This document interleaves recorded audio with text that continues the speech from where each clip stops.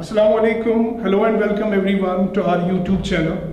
There has been a constant effort on our part to basically reach to the UPSC aspirants preparing for the examinations that are going to be held in October this year.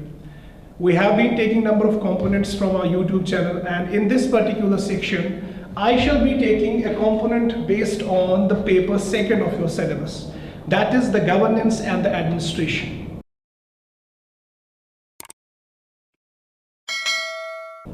If you happen to see your syllabus, there has been a repetition in terms of topics. For example, the paper 2 of your topic says that certain legislations that are there for the good governance of the country and various statutory and constitutional bodies, their functioning, the issues involved in them, they also need to be taken by a UPSC aspirant, and what are the issues involved in that, and if at all there has been any change in the law or the controversy over a law, that also needs to be analyzed in detail, and the critical analysis of that has to be done by the student who is preparing for such kind of exams.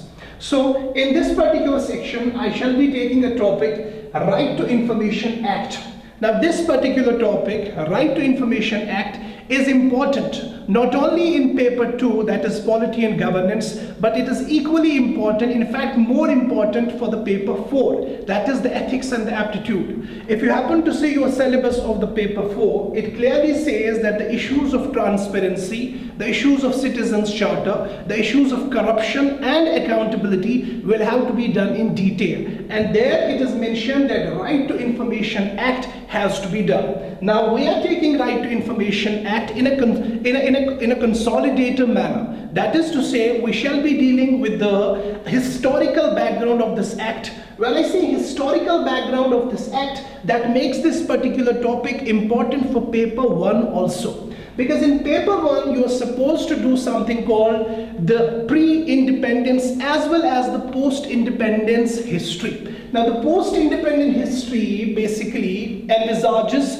a certain kind of understanding by a UPSC aspirant of all the social and political movements that took place in India after the independence, that is 15th August 1947. In that you shall be basically going through a number of social movements, whether it is anti-Arak movement, whether it's Bhudan movement, whether it is Chipko movement. There in itself you shall also be dealing with something called a movement on the part of the masses to ensure and secure a certain level of accountability and transparency from those in power. So this particular topic, a Right to Information Act, is important for paper 1, that is the historical background, is important for paper 2, that is the legislative aspect of it, and is important for the paper 4, that is the aspect dealing with the corruption and the transparency.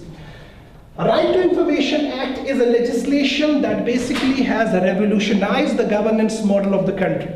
When you basically happen to see the kind of the journey that the governance model of the country has taken right from the colonial times, you will get to understand that there has been a landmark shift in the last 20 to 30 years in the notion of accountability, in the notion of transparency.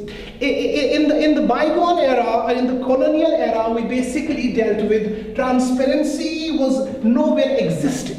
That is to say, if at all there was some kind of accountability of a public official, that accountability was only to its higher-ups. That is, a subordinate was only accountable to his senior official.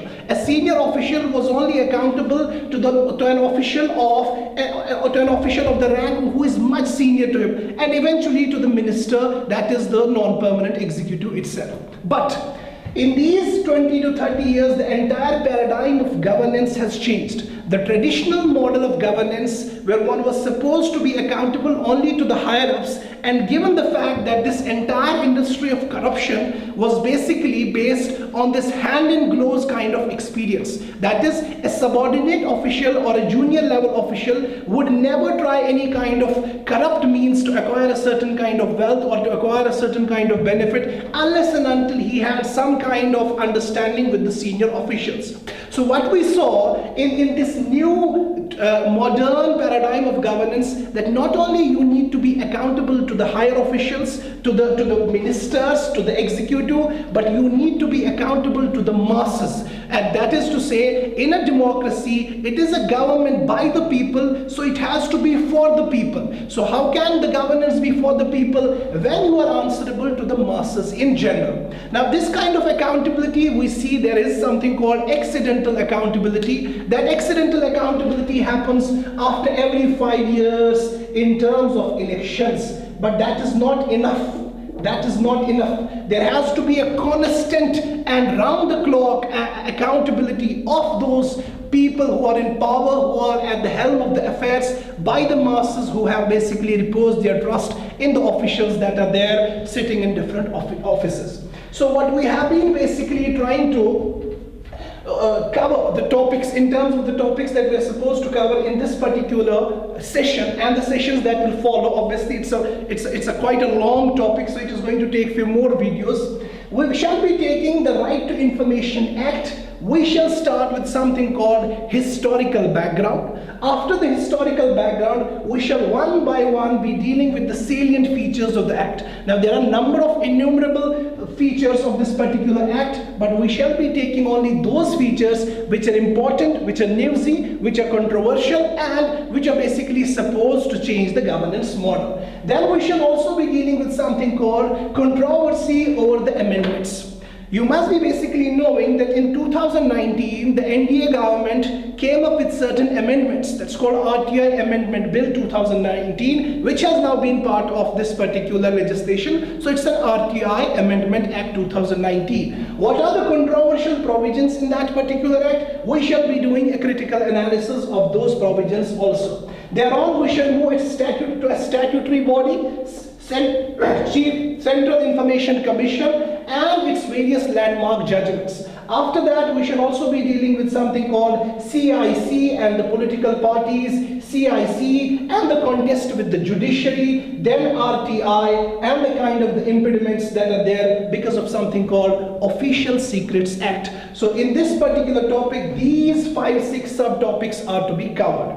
Now, let us go to something called the introduction of this particular act called Right to Information Act.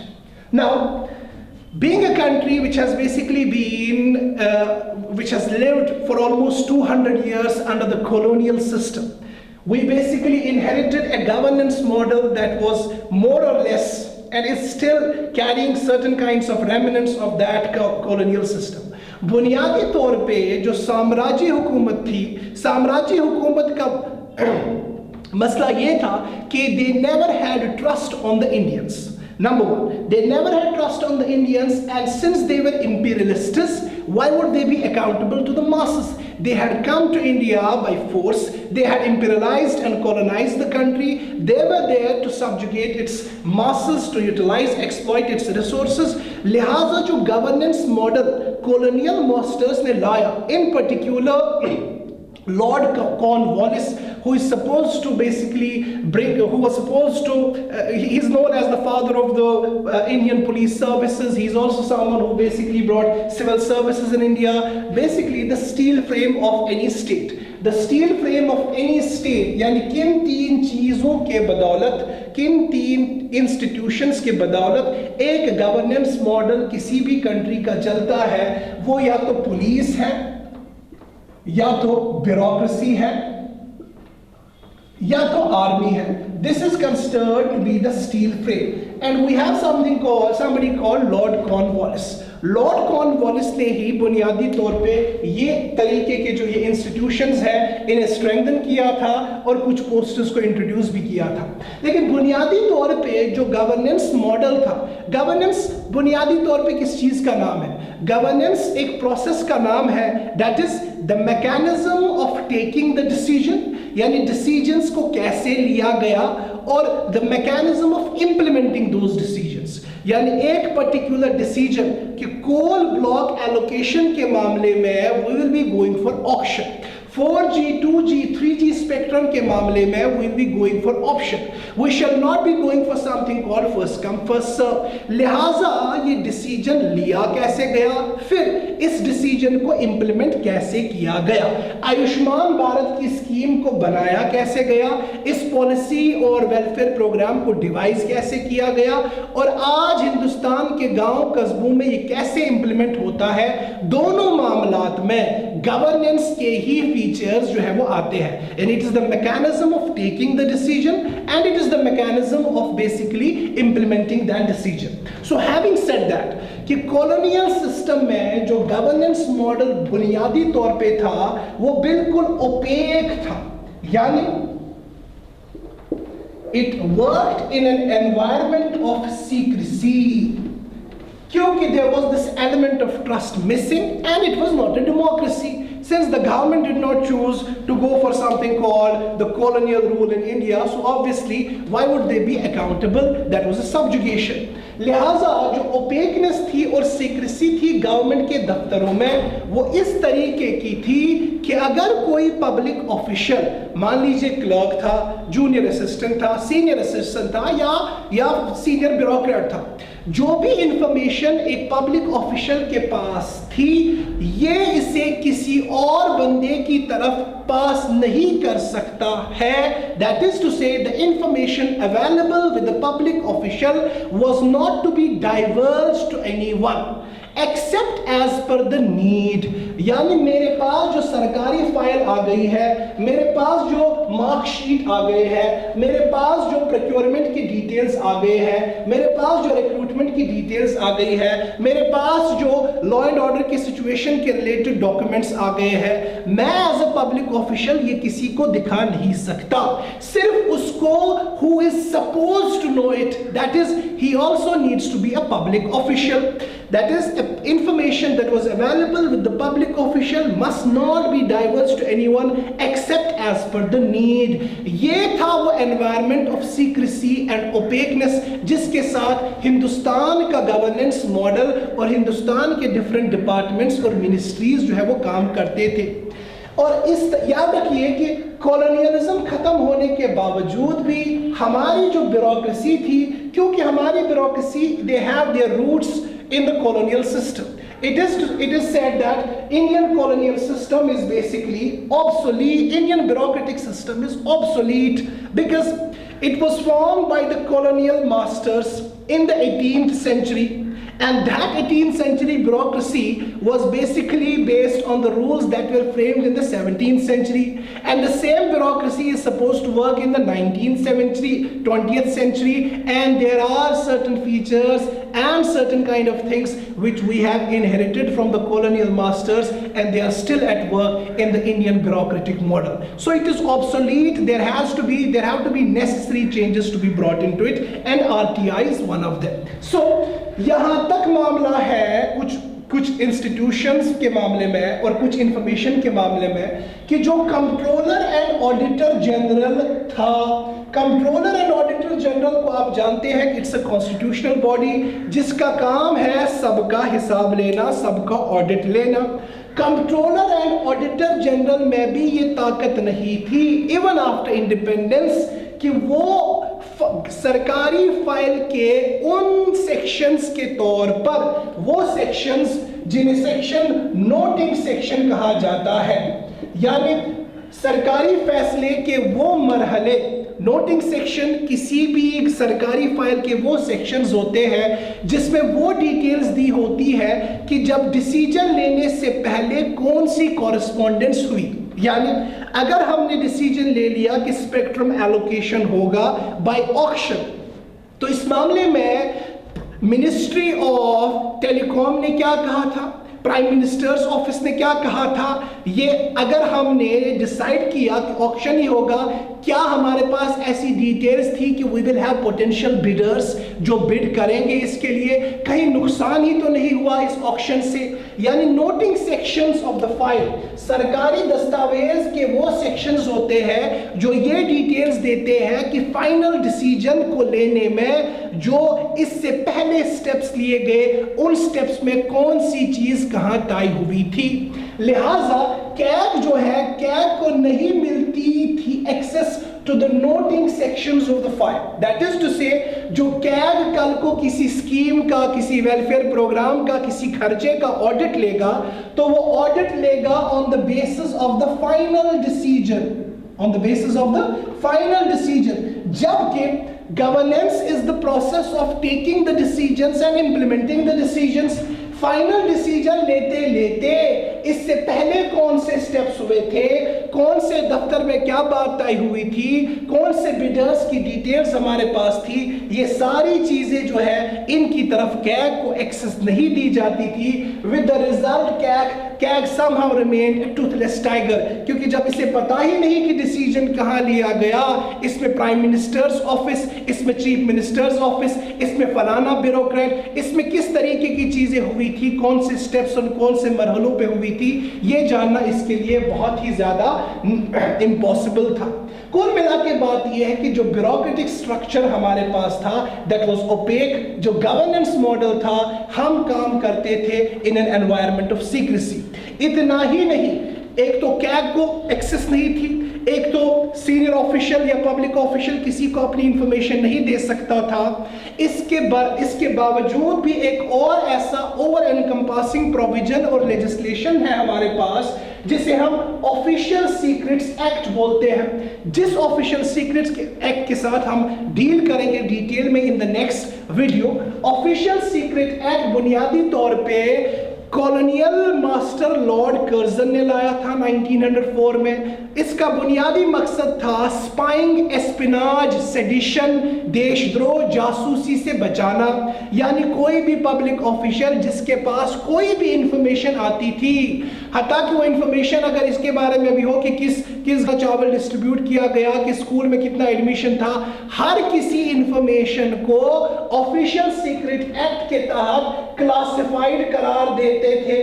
یاد رکھیے کہ official secret act کے ساتھ ہم deal جب کریں گے تو ہم دیکھیں گے کہ یہ طاقت ہے سینئر بیوروکریٹ کو کہ وہ کر سکتا ہے ڈکلیئر کہ یہ والا پرٹیکولر انفارمیشن, یہ والا پرٹیکولر جو فائل ہے, it is a classified document. That means اس کی انفارمیشن کسی کو بھی نہیں ملے گی اس پبلک آفیشل کے بغیر, who is supposed to deal with it. پتہ یہ چلا کہ آفیشیل سیکرٹ ایکٹ جو ابھی بھی ہندوستان میں ہے, آفیشیل سیکرٹ ایکٹ کا مس یوز ہوتا تھا اور ابھی بھی ہوتا ہے کہ ایک بہت بڑے اماؤنٹ آف انفارمیشن کو without even looking into it کہ کیا یہ واقعی کانفیڈینشیل ہے, کیا یہ واقعی سینسیٹیو انفارمیشن ہے, اس کو کلاسیفائڈ قرار دیتے تھے. پھر اس فائل کی طرف کسی کو ایکسس نہیں ملتی تھی. اور یہ بھی معاملہ تھا کالونیل سسٹم میں ایون 10 to 20 years back کہ کورٹس اور جوڈیشری کو بھی ایکسس نہیں دیا جاتا تھا ان معاملوں میں جن معاملوں کو تصور کیا جاتا تھا کہ they are sensitive in terms of sovereignty, integrity, security وغیرہ of the country. So this was something کہ ہم نے Right to Information Act کا basically ضرورت کیوں پڑی. جب ہندوستان آزاد ہوا تو there was this realization کہ we are no longer a part of the colonial system. We have, by virtue of making constitution, we have established a democracy, and in a democracy, the sovereignty lies with the people. You are supposed to be accountable and answerable to the masses. So what we saw that there has been a constant effort on the part of the general masses, particularly in this attempt, something called the free media. Media houses, investigative journalism, online journalism, ان سبھی معاملات نے مدد کی کہ وہ information جو سرکاری دفتروں میں چھپی ہوتی تھی, کیوں چھپی اس لیے ہوتی تھی کیونکہ when you try to basically hide the information, it leaves a potential ground for corruption. If you happen to recall something called Robert Klitgaard of the Harvard University, he is somebody who is an expert on the public life. اس معاملے میں Robert کلٹگارڈ نے ایک بہترین equation دے دی تھی کہ corruption ہوتا کیوں ہے. Corruption we are not considering the human greed aspect, وہ ہم ایتھکس میں ڈیل کریں گے. ہم ڈیل کرتے ہیں کہ کرپشن کے لیجسلیٹو ایڈمنسٹریٹو کازز کیا ہے, क्यों करप्शन क्यों होती है। करप्शन के मामले में उसने बहुत बेहतरीन एक इक्वेशन दी थी कि मोनोपोली प्लस डिस्क्रीशन, एक सरकारी ऑफिशियल के पास जब ये ताकत होती है कि उसका ये डिस्क्रिशन होता है कि वो बर्थ सर्टिफिकेट इशू करे, वो डेथ सर्टिफिकेट इशू करे, ऐसा उसका ताकत है, इस चीज के उस पर मोनोपोली है, he is the only one who is supposed to issue this particular certificate, so he may be doing it, but when he does it without transparency and accountability. So monopoly plus discretion minus transparency and accountability, it is supposed to give rise to something called corruption. It is going to breed corruption, because when a public official is not accountable and the system is not transparent, so obviously why would he basically operate in a manner that is not corrupt or in an honest manner. अब देखिए मामला क्या था। हमने देखा कि investigative journalism और मास movements की बदौलत ये एक रुझान अवाम में पैदा हो गया, पर्टिकुलरली इन द वेस्ट, कि जो लोग हम पर हुकूमत करते हैं, जो सरकारी दफ्तरों में बैठे हैं, they need to be accountable. So in this particular case we have had people called whistle blowers. Whistle blower protection act, जिसके साथ हमने ऑलरेडी डील किया है, कि वो बंदा ऑर्गेनाइजेशन का जो कि ओपन करता है, रिवील करता है the dark secrets of the organisation. If you happen to recall somebody called Daniel Ellsberg, Daniel Ellsberg gave an insight into a scam which later on came to be known as Pentagon Papers. Similarly, somebody called Dinesh Thakur. Now, Dinesh Thakur, we all know, was working with the Ranbaxy pharmaceutical company. So he was able to give this information to the United States government that the Ranbaxy units in India, in particular the North India, are not have compromised on something called sanitary measures and the measures that are supposed to deal with the hygiene, etc.